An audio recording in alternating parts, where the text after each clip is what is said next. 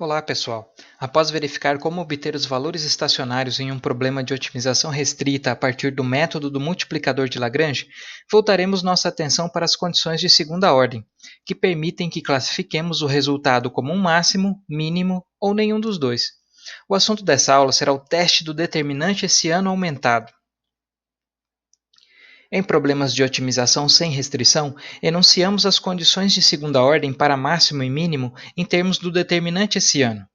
A classificação como máximo ou mínimo nesse tipo de problema depende dos sinais dos menores principais líderes.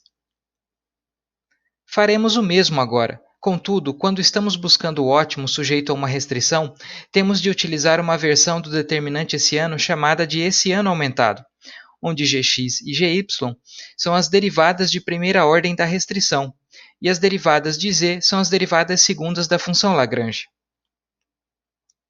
Podemos ainda definir as condições para máximo e mínimo a partir do sinal da diferencial total de segunda ordem, d2e.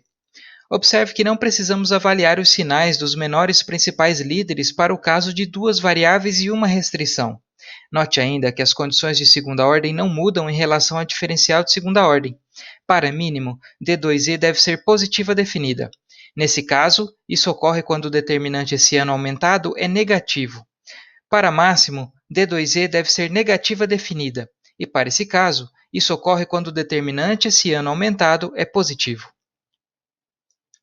Como exemplo, voltemos ao problema de maximização da utilidade do consumidor da aula anterior, cuja solução foi x1 igual a 8, x2 igual a 14, lambda igual a 4 e u igual a 128.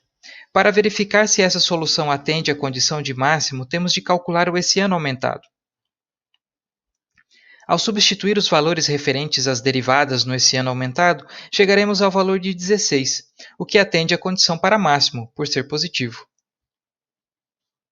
O teste do hessiano aumentado também pode ser generalizado para o caso de mais de duas variáveis de escolha.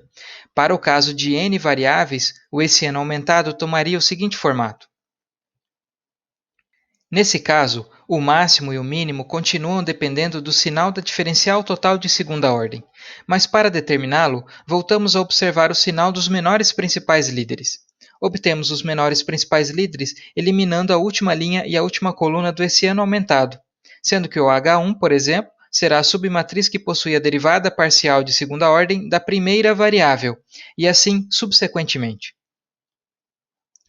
A condição de segunda ordem para máximo requer que os sinais dos menores principais líderes se alternem, com os ímpares negativos e os pares positivos. O sinal do H1 é dispensável, uma vez que será sempre negativo. Para mínimo, todos os menores principais líderes devem ser negativos. Esse, portanto, é o teste do determinante hessiano aumentado para otimização com restrições de igualdade. Para mais detalhes e exemplos, consulte o livro e as notas de aula. Como próxima atividade, temos o questionário 12, e até a próxima aula.